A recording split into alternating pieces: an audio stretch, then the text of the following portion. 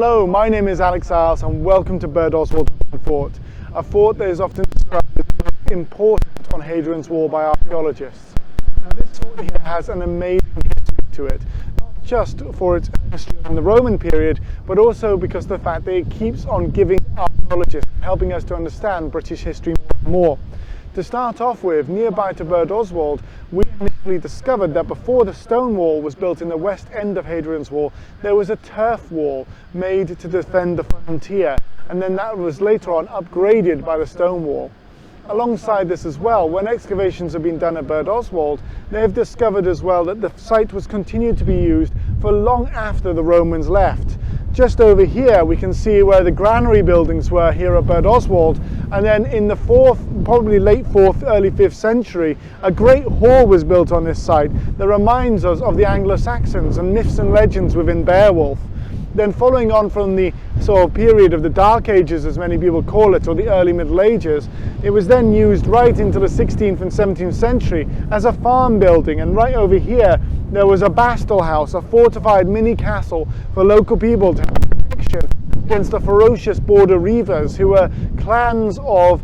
thieves and also very dangerous individuals who roamed the Anglo-Scottish border, neither being English nor Scottish, but fully independent and dangerous to both sides. Alongside this as well, Birdoswald has amazing history for the troops who were stationed here. The fort initially seems to have been stationed with Thracians from modern-day Bulgaria, but then after they left, they were replaced by Dacians, people from modern-day Romania. When they were replaced here in the 3rd century, they seem to have also been joined by Frisians, who are people from the modern-day Netherlands, who actually lived outside of the fort and not in the same location as the Dacians. So we wonder if there was conflict between the Romanians and also the Frisians on the site, which is a really interesting one. Alongside this as well, so much of the fort is yet to be excavated that we hope to learn more in the future. Just last year there were also excavations here, and they discovered the area where they're hoping to discover the Roman bathhouse, and they've also seen that the civilian settlement around Birdoswald was actually a growing and living settlement right into the end of Roman Britain, possibly even going into the 5th century and continuing to survive around here, with many different house uses and people living in and around the area outside of the fort past the end of what we traditionally see as the end of Roman Britain. So there's so much to discover here, and any visit to Birdoswald will leave you going away with more questions in many ways than you actually have answers for.